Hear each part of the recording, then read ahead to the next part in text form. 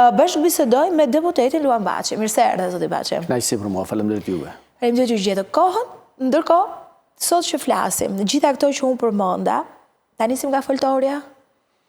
E nisim nga të duash, po si fillim me lejo të them që më pëlqeu kur thatë që fokusi është të ditë të Partia Demokratike. Fokusi gjithmonë ka qenë tek Partia Demokratike si opozita dhe alternativa me besueshme për shqiptarët, për të ndryshuar dhe për të bërë rotacionin politik. Madje në këto ditë patjetër fokusi është te Partia Demokratike dhe për ato çfarë ndodh tek mazhoranca qeverisë dhe tek qeveria. Për arsye se kemi përballë një qeveri 100% tashmë të korruptuar, korrupsioni ka arritur deri në maj, ka vajtur te zëvendësisht ministra, te kryeministri, organet gjyqësore çdo ditë institucionet e drejtësisë po nxjerrin fakte dhe prova të inkriminimit, korruptimit të gjitha niveleve të kësaj administrate, në nënhetim dhe të marrje të pandehurit nga të gjitha nivelet e administratës, deri te kryeministri, parë në këtë këndvështrim plotësisht dakord me atë që thatë që fokusit e Partia Demokratike. Megjithëse që të jemi sinqert, unë do të dëshiroja dhe do të isha i mendimi që gjitha studio televizive, gjitha analistët, duhet të ishin të fokusuar te korrupsioni qeveritar, për të bërë publik dhe transparencë për qytetarët dhe për publikun atë çfarë ndodh me këtë qeveri, me këtë administratë dhe me korrupsionin. Kjo po ndodh, nuk është se s'po ndodh. Fakti që jepet zë dhe opozitës, pa diskutim që kjo realisht s'po ndodh, sepse raportimet e kolegëve të cilat vinë në mënyrë profesionale janë aty në dyert e spakut dhe të doj kusht nuk e ç'bën dot. Ajo që ngrihet sot pikë pyetje është, a ka shpresë populli, nëse ne kemi këto që ne themi. Unë do t'i shtoj dhe disa çështje të tjera, përveç korrupsionit, më po si e kanë ndarë buxhetin, më hallet e fermerëve, se fermerët atje po bëjnë kordin në Greqi, me fondet e IPARD-it. Do t'i shtoja çështën e pensionistëve që vjen si bonus dhe jo si rritje. Pra, pa diskutim që po sot ne flasim për... Erdhe aty kur duhet të thosha dhe unë për çështjen e fermerëve... Ashtë alternativ PD-ja është ideja. Patjetër, unë do vete aty, patjetër do vete aty, po ma lejoni që pak minuta t'ja përkushtoj edhe kësaj pjese, edhe kësaj situate krejt të veçantë. Jo më larg nga dje ne kishim një parlament, një seancë që quhet evidentimi i çështjeve të zgjedhësve. Pra ne një ditë në një muaj e kemi si detyrim, e kemi dhe ligjor që të mblidhemi aty në parlament dhe të bëjmë evidentimin, shqetësimet, hallet dhe problemet e qytetarëve. Dhe a dini çfarë ndodh? Minutat që na vënë në dispozicion janë qesharake, na ndaj nga 2, 3, 4, 5, maksimum 6 minuta sikur na bëjnë nder, që nuk arrin të thuash asnjë gjë nga ato shqetësime që janë me dhjetra dhe me qindra dhe të shumëllojshme. Madje nuk arrin, s'ke kohën e duhur për të bërë shpjegimin e domosdoshëm që ta kuptojnë qytetarët atë çfarë ndodh në terren te qytetarët. Dhe mua më lejoni nëpërmjet studios tuaj të nderuar që të them që unë mbrëm në parlament kam kërkuar minuta borxh dhe zoti Balliu më dha 1 minutë borxh që të shtoja dhe 2 fjalë më tepër për disa banorë të Levanit që kanë një shqetësim madhor. Çfarë kanë? Ato çfarë shqetësimi kanë? Shqetësimi i tyre është në tokat e tyre, që i kanë të marrë nga 7500 njëshi, i kanë me dokumentacion dhe kanë vite që sorollaten në institucionet e këtij shteti për të marrë certifikatën e pronësisë, dhe çfarë ndodh? Firma të fuqishme, të lidhur patjetër me pushtetin, kanë bërë dokumentacione në një mënyrë të çuditshme dhe kanë filluar punimet pa i lajmëruar këta banorë që kanë 30 vjet dhe po i shtrojnë me çakëll, me zhavor dhe i bëjnë gati për të vendosur panele për prodhimin e energjisë elektrike. Dhe denoncojnë në polici, vend kudo, policia absolutisht nuk u përgjigjet, u thotë që kanë dokumentacion për tokën. Pra një shqetësim shumë madhor. Të që ju nuk e tha dot në foltore në kuvend, apo e adresoni edhe tek foltorja, besoj? Sepse ky ishte qëllimi i foltores në fillim. Se unë nuk bëj pjesë, zoti Baçi, tek ata njerëz që thonë që foltora nuk ngre dot një kaos. Unë kam kuptuar foltoren si një çështje që lidhet pikërisht me disa shqetësime rishtazi, të cilat mund të vinë linë aty. Fillimisht unë mbaj mend që erdhi çështja e mospasjes së minutave, pastaj çështja e higienisë që është shumë e rëndësishme, dhe çështje të tjera të cilat besoj do t'i shohim edhe në ditët në vijim. Pikërisht këtë isha duke thënë dhe foltoria do t'i shërbej patjetër këtyre kauzave dhe unë për këtë jam. Pse nuk ka qytetarë aty? Pse u akuzojnë se s'ka qytetarë aty? Na akuzuan se s'ka qytetarë, por në fakt qytetarët aty janë.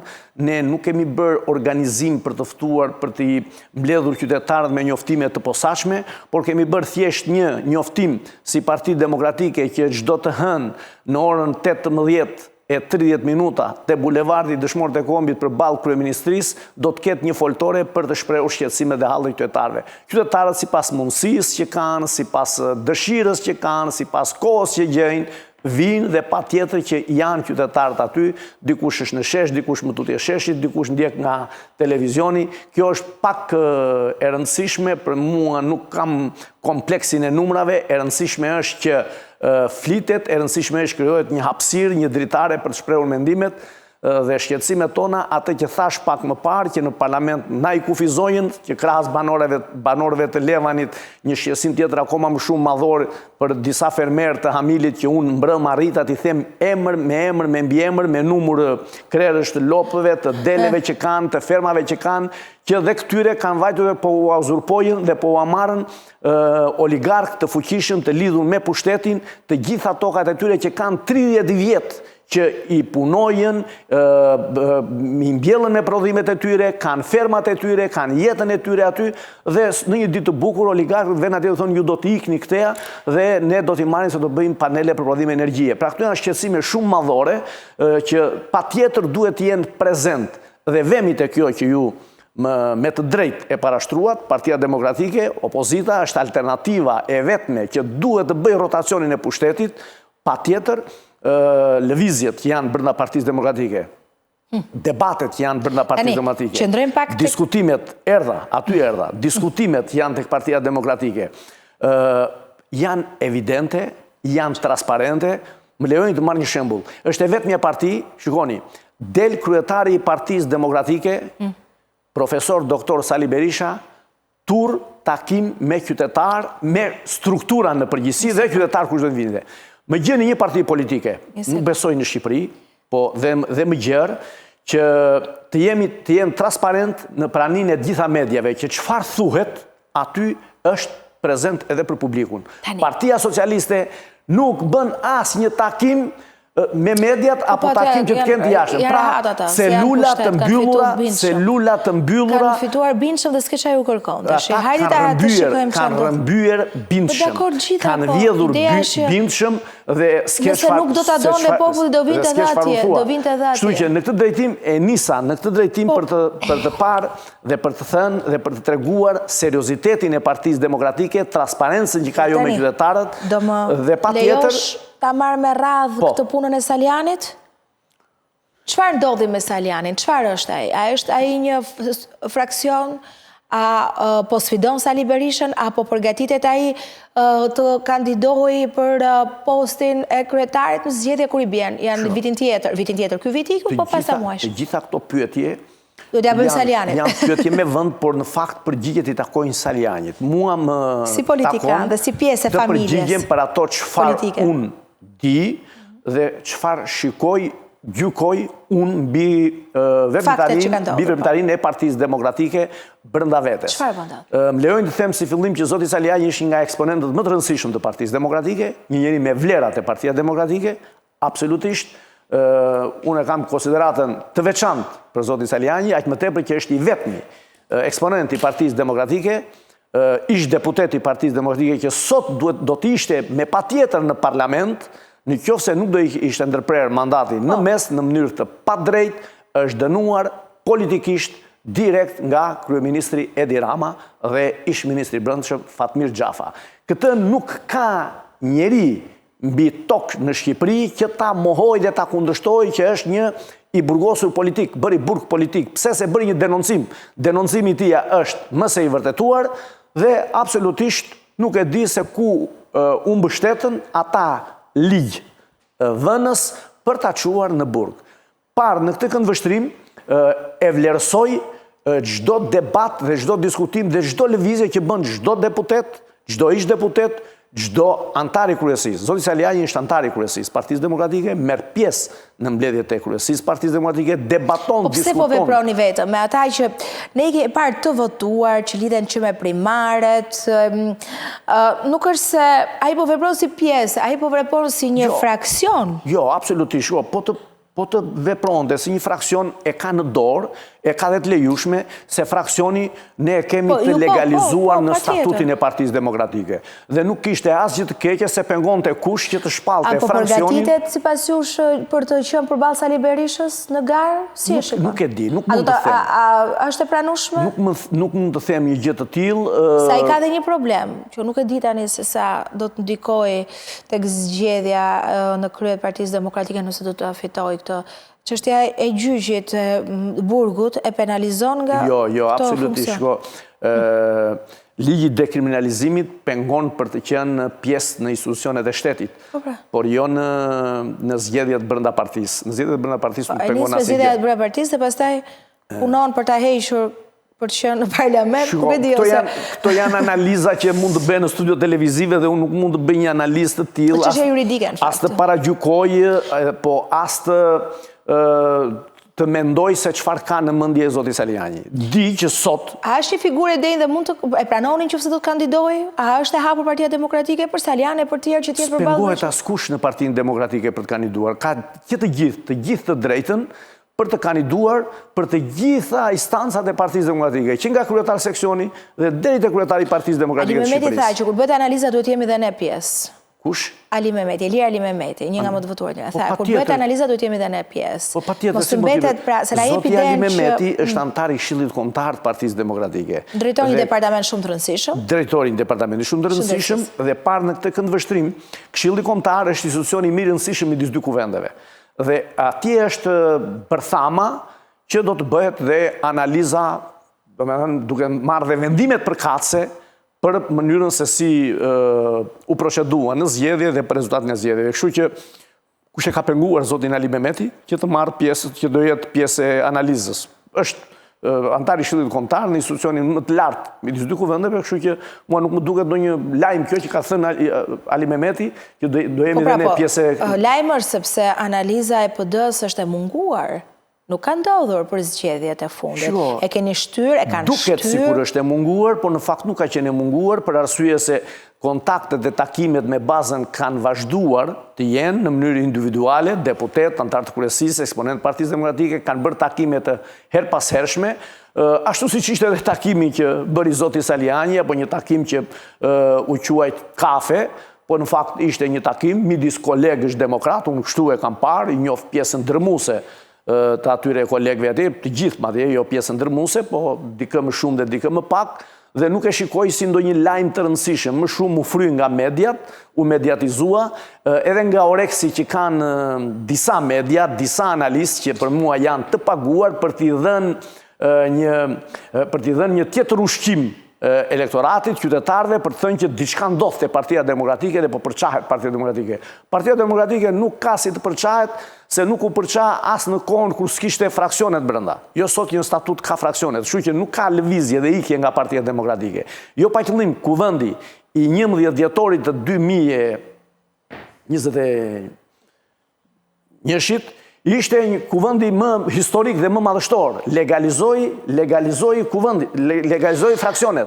Parë në këtë këndvështrim nuk ka probleme te Partia Demokratike. E shërben në këto kushte në cilat është kjo Partisë Demokratike, kjo që po bën Saliani? Shiko, varet nga këndvështrimi.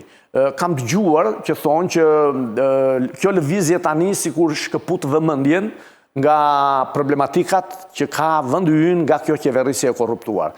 Që në fakt problematika më e madhe, ajo që tham pak më parë, shqetësimi më i madh që ne kemi dhe duhet të kemi është korrupsioni qeveritar. Një korrupsion galopant i paimagjinueshëm. Po mos Saliani është një politikan me nuhatje dhe nuk e shikon këtë pjesën kryesore të Partisë Demokratike si alternativë dhe kërkon të marrë partinë, se po të hym tash në këto analiza dhe përgatitet për të bëri besueshëm. Ajda, gjithmonë pyetjet me nëse... Se gazetarët thonë që ai po përgatitet për zgjedhjet e prillit, për partinë. Është gjithmonë punë e Salianit apo e kujdo tjetër si Saliani që mund të kenë ambicie për pozicione politike në parti.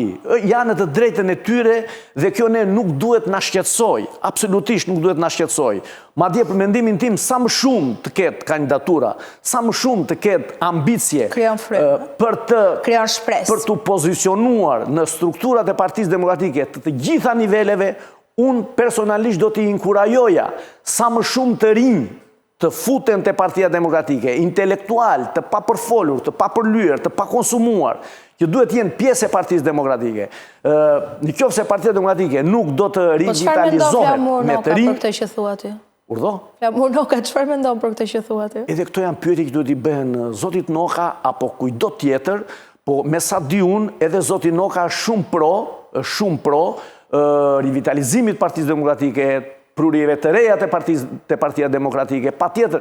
Ne jemi alternativ për në pushtet, dhe të jesh alternativ për në pushtet, të bësh rotacionin e pushtetit, nuk mund ta bësh i vetëm, nuk mund ta bësh me të njëjtin ekip të mbyllur, të vogël, sidomos me ekipin e 11 majit, që na i grabitën, na i vodhën. Pra, pa tjetër që duhet që Partia Demokratike të lëvizi në të gjitha Prandaj duhet analiza, ju se bët analizën. Prapë shkëm tek analiza. Pa tjetër që analiza ka filluar, dhe ju a thash pak më parë, me takime të ndryshme, me kontakte, me biseda, me debate shpeshherë, dhe pa tjetër tashmë do të vazhdoj në një nivel tjetër të mbledhjeve dhe të foltoreve, të strukturave të Partisë Demokratike, duke dalë kryetari i Partisë Demokratike, deputet, antar kryesie, pra do të jemi të gjithë në teren, në bazë, për të analizuar problematikat dhe shqetësimet. Po, sot i kemi në dy paraleli. Ishte i pari që tha Saliani që do të bënte takimin e parë në Durrës në mos gaboj, dhe pastaj Berisha doli me një qëndrim. Disa e lexuan se po e bën për shkak që të mos t'i lërë rrugën e hapur Saliani dhe s'mund dalë Saliani para kryetarit partisë. Tani kjo i shërben Partisë Demokratike, i shërben kjo që këtu bëhen takimet në bazë se mund t'jenë përçarëse. Me lejoni të them një gjë. Nëse Saliani vërtet ka agjendë, se ne nuk e dim. Se ai duhet shprehet për këtë. Me lejoni të them një gjë. Nuk mund të bëhen krahasime me Sali Berishën dhe me të tjerë pastaj që mund të dalin takime. Ky është mendimi im personal. Absolutisht. Ndaj dhe them shpeshherë që inkurajoj çdo të ri të dalë, të bëj takime, absolutisht. Të hyjë në garë, në të gjitha garat, në të gjitha nivelet, nga kryetar seksioni deri te kryetari i Partisë Demokratike. Pavarësisht asaj se çfarë mendoj unë, janë në të drejtën e tyre. Por unë e them publikisht që sot për sot, Partia Demokratike e ka më se të domosdoshme udhëheqësinë e Sali Berishës. Pa Sali Berishën, në 11 maj ne do të ishim në një rezultat shumë herë më turpërues. Po mos ishte Sali Berisha që të kishte mbajti përsipër gjithë barrën e fushatës 11 majit dhe përsëri pas 11 majit me denoncimet që ka bërë për gjithë farsën zgjedhore të 11 majit, ndërkontarizimin që i bëri zgjedhjeve të 11 majit, manipulimit e vjedhjes, grabitjes e votave të 11 majit, dalin e 4-5 rezolutave nga institucionet më të rëndësishme të Bashkimit Evropian, Partive Popullore të Europës, për vërtetimin e farsës zgjedhore dhe më në fund dalin e raportit të SOB Odirit me të gjitha ato çfarë ka denoncuar Partia Demokratike. Parë në këtë këndvështrim... A ka përgjegjësi Sali Berisha për ekipin jo fitues? Analiza, a mund të rëndonte tek ata që sot janë njerëzit më të afërt Sali Berishës? A duhet Partia Demokratike për shkak të interesave madhore? Po, kthej syt dhe tek ata që ishin drejtuesit kryesor në qarqe. Belin Këlliçi shumë e ka thënë hapur, po, let nis nga unë analiza. Nëse, tani, a ka përgjithësi se dakord, ju thoni që pas Sali Berishën, ne nuk do të... E shpjeguat shumë qartë rëndësinë e tij. Po tani, Berisha, si një politikan me karrierë, me një historik, duhet që mos t'i mbaj fort ta njerëz nëse janë dështak. Nuk e them sot, për herë të parë, por më lejojnë të them që e kam thënë në mbledhjen e kryesisë. Po, edhe këtu disa herë këtë. E kam thënë në mbledhjen e kryesisë, në mbledhjen e grupit parlamentar, pa tjetër që duhet kishte filluar analiza shumë e fortë dhe analiza fillon nga lart, nga qendra, nga grupi parlamentar i krijuar dhe nga kryesia e Partisë Demokratike, ku unë bëj pjesë si në kryesinë e Partisë Demokratike si antar i kryesisë, edhe antar i grupit parlamentar të Partisë Demokratike, edhe unë me përgjegjësitë e mia për zgjedhjet e 11 majit, por pa tjetër, përgjegjësia kryesore e kam thënë shpeshherë, madje e kam kërkuar dhe publikisht, që gjëja e parë që duhet të ishte bërë, drejtuesit politik të qarqeve janë përgjegjësit kryesor për rezultatin në çdo qark. Se se bën Sali Berisha? Dhe pa tjetër... Se se bën këta realist që shkoj deri tek ata? Pa tjetër që do bëhet, dhe do kohën e vetë për të bërë, e thash pak më parë, gjdo vones që ka ardhur, nuk ka ardhur e qëllimt për keq, as për të mbrojtur dikë, as për të ruajtur status quo-n, por ka qenë koha e duhur, e domosdoshme për të bërë evidentimin e farsës zgjedhore së pari. Se duhet themi që edhe sikur drejtuesit politik të qarqeve, pavarësisht rezultatit, të kishin performuar në mënyrë më të shkëlqyer, përsëri rezultati do të ishte një rezultat jo fitus për Partinë Demokratike, se nuk të lë regjimi të fitosh. Mund të kishte ndryshim të mandateve, të lutem, ta çoj dhe në fund. Mund të kishte ndryshim të mandateve. Pse u besua Ali Mehmeti në Tiranë? Atë lutem, e kemi bërë dhe një herë të analizë. Me gjithë respektin që kam për Ilir Ali Mehmetin. Shumë respekt, madje. Me gjithë respektin që kam për zonjën Tabaku. Shumë respekt. Për zotin Kalaja. Shumë respekt në Durrës. Për shumë zonja dhe zotërinj të tjerë. Për zotin Myslim Murrizi. Miku dhe kolegun tim. Shumë herë më shumë respekt. 10 herë më shumë respekt në atë gjithë bashkë sa janë, për arsye të opozitës që a i bën, pasërtis që a i ka në politik, kandidojnë në qarkun e Tiranës dhe mori një numër të konsiderueshëm votash. Por, më lejoni të them, këto vota nuk janë vota individuale. Këto janë votat Partisë Demokratike. Dhe këta kolegë të nderuar, qofse nuk do të ishin në listën e Partisë Demokratike, nuk mund të kishin një rezultat të tillë, në numër të tillë votash. Pra, këtu ne duhet të jemi të qartë me publikun, se kam dëgjuar shpesh herë kur thonë. Vendit sot. Ju lutem. Shpesh herë po diskutoj dhe themi që i shumë votuar X person. Vota pa fund janë votat Partisë Demokratike. Pa tjetër ka rolin e vetë individi. Pa tjetër ka rol shumë të rëndësishëm, por janë vota brenda Partisë Demokratike, nga Partia Demokratike, dhe një aspekt tjetër, më lejoni ta them, e kam thënë dhe një studio tjetër, po duhet ta sjellim në vëmendje, mos harrojmë dhe tjetrën, që janë votat Partisë Demokratike, por janë dhe votat të shumë eksponentëve të tjerë të Partisë Demokratike që kanë qenë në atë listën e mbyllur, siç kam qenë dhe unë në fire në atë listën e mbyllur, që shpeshherë anatemohemi dhe mallkuar qoftë dita ku të pakën personalisht u futa në atë listën e mbyllur, që etiketohemi si deputet të pavotuar. Bëhe shpis.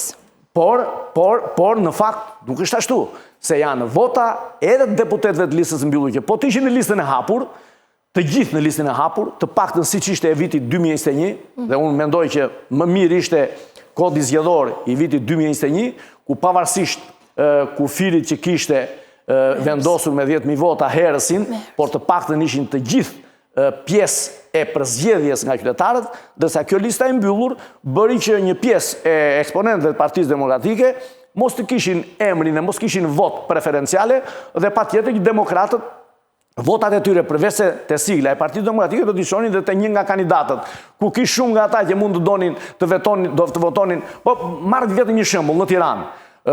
Sa mendoni ju se mund të jetë numri i votuesve që do të votonin Sali Berishën si individ po të ishte në listë hapur? Është pafund ta themi këtë. Pra ata njerëz që do votonin Sali Berishën në Tiranë kanë votuar të tjerë kandidat që qenë në listë hapur. Pra, edhe këtë ne duhet jemi të qartë me qytetarët, që të sqarojmë dhe veten që janë vota brenda Partisë Demokratike, patjetër me bashkangjitjen e vlerave të çdo individi, se atje pastaj bëhet vlerësimi bëhet midis individëve, kandidatëve për deputet që ishin në listë hapur, po midis tyre që dikush mori shumë herë më shumë dhe dikush mori më pak. Aty jam plotësisht dakord pra. Parë në këtë këndvështrim, zonjë e nderuar, unë mendoj se Partia Demokratike është dhe do të jetë alternativa e vetme për rotacionin e pushtetit, patjetër në një luftë pa kompromis me një regjim autoritar, me një regjim që gjithë partinë e ka bërë njësh me shtetin. Nuk ka ndarje. Partia Socialiste nuk është më parti. Partia Socialiste është administrata e shtetit, janë ministrat, janë zëvësministrat, drejtorët, drejtoria, është policia e shtetit, janë shumë segmente të gjyqësorit, gjithandej, pra është vetëm një, Rama që komandon, Rama që urdhron, Rama që drejton. Ka që shumë e thjeshtë situata. Do rikthehem te Staliani.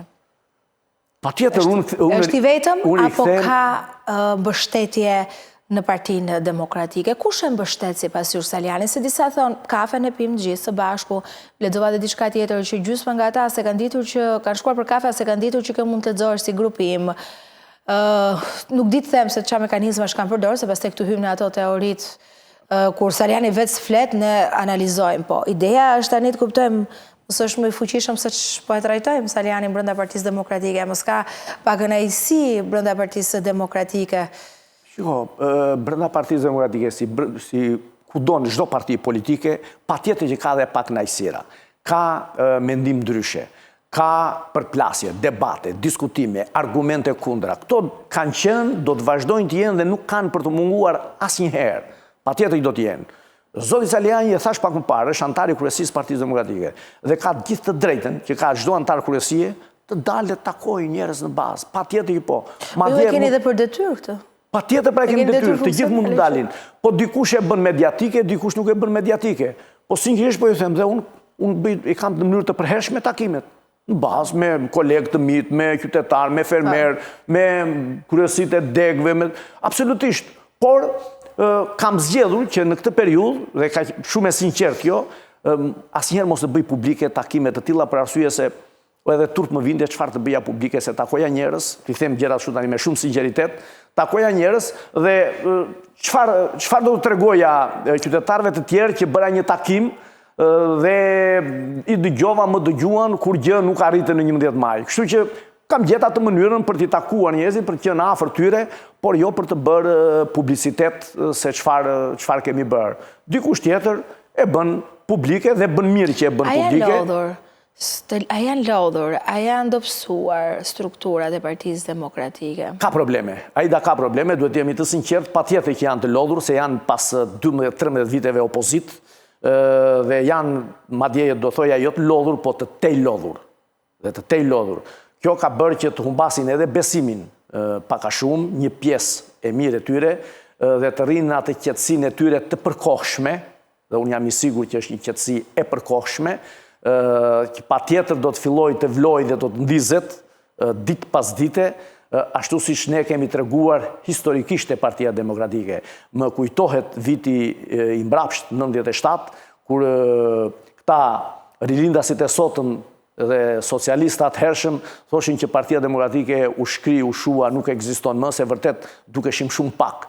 Por në fakt nuk ishte ashtu. Aty ishin demokratët, qytetarët, mbështetësit tanë dhe treguan që ditë pas ditë dhe hap pas hapi ne arritëm që në 2005, madje rrezikuam në 2001 pushtetin, dhe në 2001 pas 4 vjetësh, në 2005 e morën pushtetin të vetëm.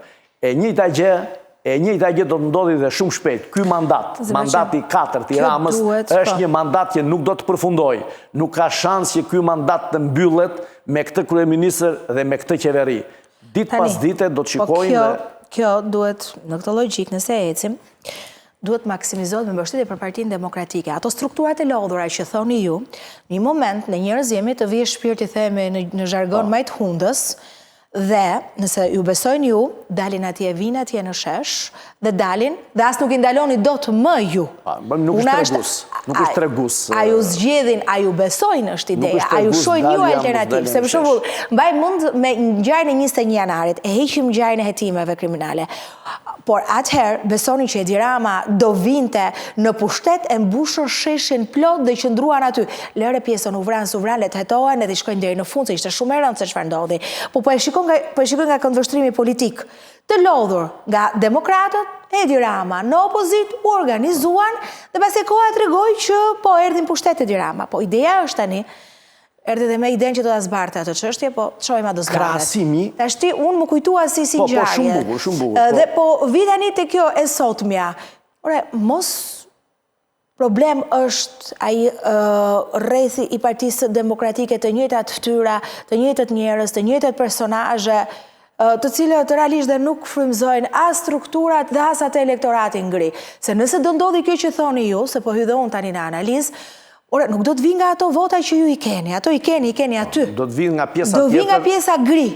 Por nëse ne themi që dhe strukturat janë të lodhura, pjesa gri nuk po ju shes si alternativë. Ore, ideja është të shtoj precedentët e Edi Rama, puna është këtu s'ka alternativë.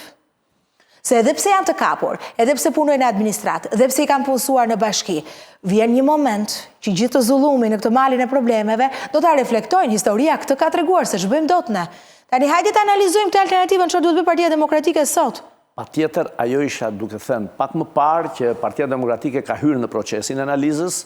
Mos harroni që vitin tjetër, prill-maj, hymë në zgjedhjet e radhës brenda strukturave të Partisë Demokratike dhe do të ketë një ristrukturim të gjitha strukturave duke filluar nga qendra e votimit me bazë seksioni siç e kemi ndërtuar dhe deri te kryetari i Partisë Demokratike.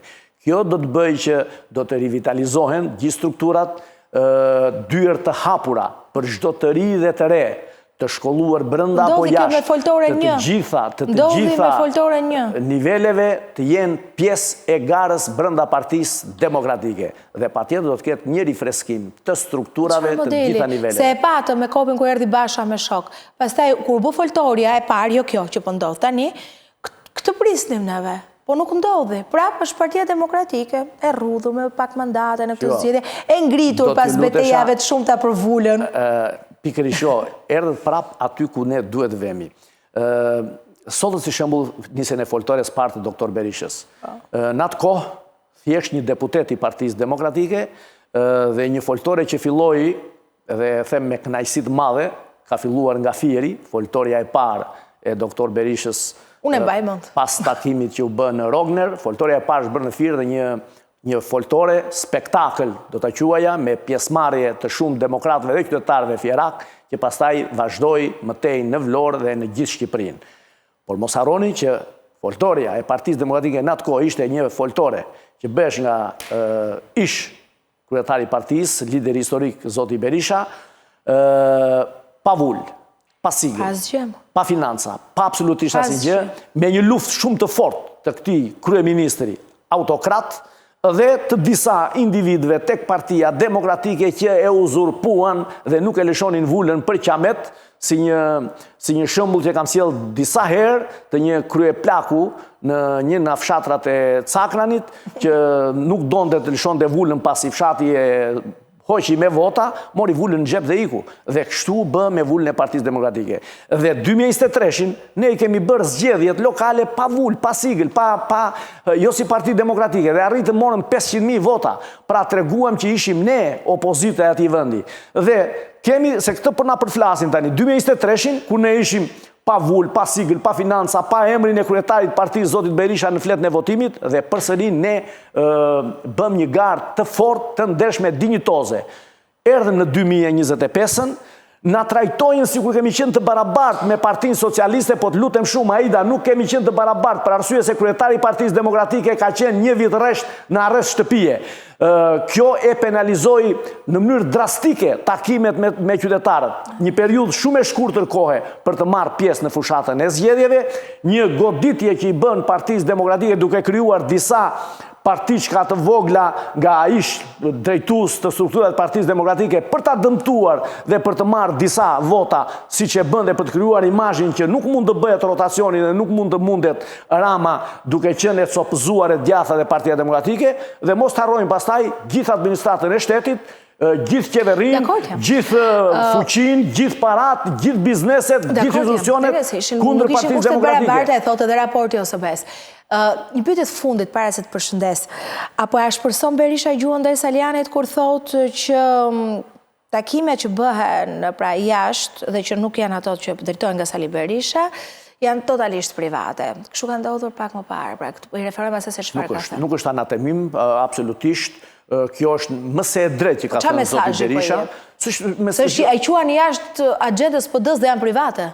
E quan jashtë agjendës së PD-s dhe private. Nuk është se e quan, vetë Saliani ka thënë që po bën takime të vetat si Ervin Saliani, si një eksponent i Partisë Demokratike, dhe bën takime jashtë agjendës së Partisë Demokratike, se normalisht nëse do të ketë takime ka një mbledhje të kryesisë. Ju lutem, ka një mbledhje të kryesisë Partisë Demokratike, mbledhje kryesie e Partisë Demokratike, përcaktohen dalin udhëzimet dhe në bazë të udhëzimeve pastaj shpërndahen edhe ku janë të shpërndarë nëpër baza. Saliani ka gjetur një mënyrë tjetër që për mua nuk ka asgjë të keqe, e inkurajoj madje me shumë respekt zoti Saliani, unë kam respekt personalisht e kam mik të mirë dhe e vlerësoj punën, kontributin, vlerat e Salianit e Partia Demokratike është vlerë. Po Berisha s'kan lidhje me PD-n. Nuk ka thënë s'ka lidhje me PD-n. S'ka lidhje partim, pra partia PD-n. Jo, as këtë se ka thënë, Saliani është pjesë e Partisë Demokratike, është antari kryesisë. Takimet që bën, janë takime që i ka marrë me iniciativë private, nuk ka asgjë të keqe këtu. Edhe unë, për shembull, kam pat një takim jo më larg nga Pardje. E sinqert kjo po i them. Por nuk lajmërova te Partia Demokratike, nuk tha se kam një takim, nuk bëra gjë publike absolutisht, po bëra takimin dhe vazhdoj punën. Saliani ka gjetë një format tjetër, që e bën takimin, po e bën dhe publik. Për çdo person tjetër, që për qëllime private, personale, organizon takime, i ka ato totalisht në interes të vetë dhe nuk kanë asnjë lidhje me partinë. Ky rregull është për çdo forcë politike. Tani unë të marrë dhe si akuzë. Ju mund ta merrni si akuzë, po nuk është akuzë normalisht, por është një konkretizim i asaj se çfarë ka statuti Partisë Demokratike dhe si funksionojnë partitë politike. Ka bërë një shpjegim zoti Berisha dhe ka bërë shumë të saktë. Unë jam plotësisht dakord që kështu është në fakt. Dhe jo pas qëllim të sjell shembull që kam bërë vetë takime, por nuk kam bërë publike gjë. Saliani ka parë një format të tillë, se çfarë do të dalim më mbrapa, ne të presim dhe të shikojmë. Saliani ndoshta ka pikësynimet e veta, që është të drejtën e vetë. Unë e thash pak më parë, Partia Demokratike lejon fraksionet brenda, mund të krijojë një fraksion, Saliani apo dikush tjetër, Ilir Mehmeti apo dikush tjetër. Pra, nuk ka asgjë të keqe këtu dhe s'kemi pse ta shikojmë si një tragjedi këtë, as si një dëmtim të Partisë Demokratike. Për mua, Partia Demokratike nuk dëmtohet, po përkundrazi shëndoshet, i bën mirë shëndetshëm, çdo lëvizje, çdo mendim ndryshe që mund të ketë Partia Demokratike, çdo takim që bëhet në kuadrin e Partisë Demokratike, brenda Partisë Demokratike, që ato vota, kur të jenë zgjedhjet, gjithmonë të jenë tek thesi i Partisë Demokratike. Në momentin që votat dalin jashtë Partisë Demokratike, në atë moment pasaj ishte bërë shërbime Edi Ramës. Ktu nuk dakordohemi dot. Faleminderit që ishim në studio.